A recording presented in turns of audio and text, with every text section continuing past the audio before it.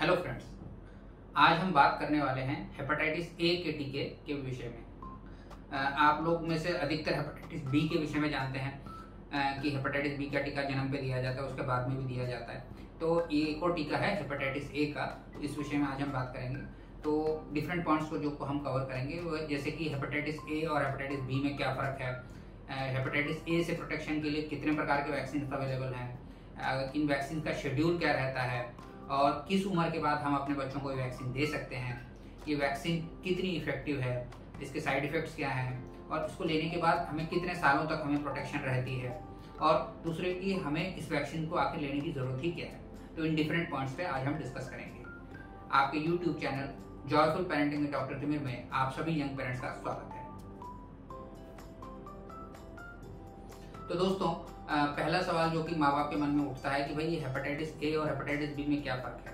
तो जो hepatitis B जो कि आप सब जानते हैं कि वो ब्लड बॉर्न होता है, प्लस माँ से बच्चे को आता है, यानी कि रक्त के द्वारा होता है। जबकि हेपेटाइटिस ए जो है, ये जो जॉन्डिस है, ये पानी के जरिए आता है, यानी कि अगर पानी पीने के सोर्सेज साफ सुथरे नहीं हैं तो ये संभावना बहुत रहती है फैलने की। आप लोगों ने भी सुना होगा कि इस एरिया में जॉन्डिस फैल गया है इस तरह से।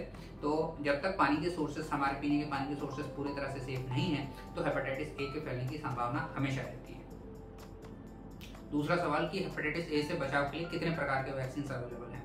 तो दोस्तों, इसके लिए दो प्रकार के वैक्सीन अवेलेबल हैं, एक लाइव वैक्सीन और एक किल्ड वैक्सीन। ये हेपेटाइटिस ए के लिए जो टीका लगता है, इसका शेड्यूल क्या रहता है। तो दोस्तों, जैसे मैंने आपको बताया, लाइव वैक्सीन और किल्ड वैक्सीन होता है। जो लाइव वैक्सीन होता है ये 12 महीने की उम्र के बाद एक सिंगल डोज लगता है, और जो किल्ड वैक्सीन होता है ये 12 महीने की उम्र के बाद लगता है, लेकिन ये 2 डोजेस लगते हैं 6 महीने के अंतराल पर। कौन बच्चे इस वैक्सीन को ले सकते हैं। तो कोई भी बच्चा जो कि 12 महीने से बड़ा है, यानी 1 साल से बड़ा है, वो इस टीके को ले सकता है। ये वैक्सीन कितनी इफेक्टिव है और कितनी सेफ है, सभी के मन में ये सवाल उठता है। तो आंसर ये है दोस्तों कि ये बहुत इफेक्टिव है, और जो इसके साइड इफेक्ट्स हैं वो बेहद माइनर हैं, जिनको कि हम नज़रअंदाज कर सकते हैं इसके फायदे को देखते हुए। हेपेटाइटिस ए का टीका लेने से हमें कितने सालों तक प्रोटेक्शन रहता है।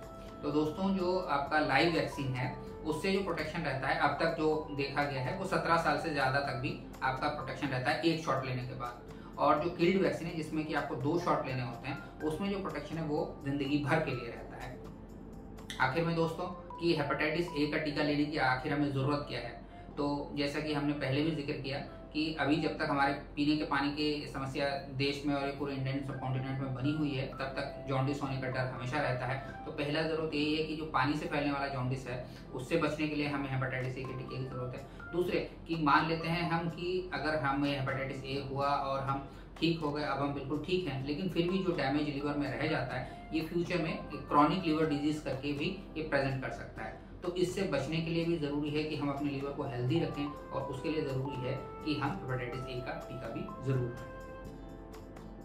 तो दोस्तों, आज हमने बात की हेपेटाइटिस ए के टीके के विषय में कि इसके फ़ायदे क्या क्या हैं, ये कितने प्रकार का है, इसमें कितने शॉट्स चाहिए। तो मैं आशा करता हूँ ये जानकारी आपके लिए फ़ायदेमंद साबित होगी। वीडियो को देखने के लिए आप सबका धन्यवाद।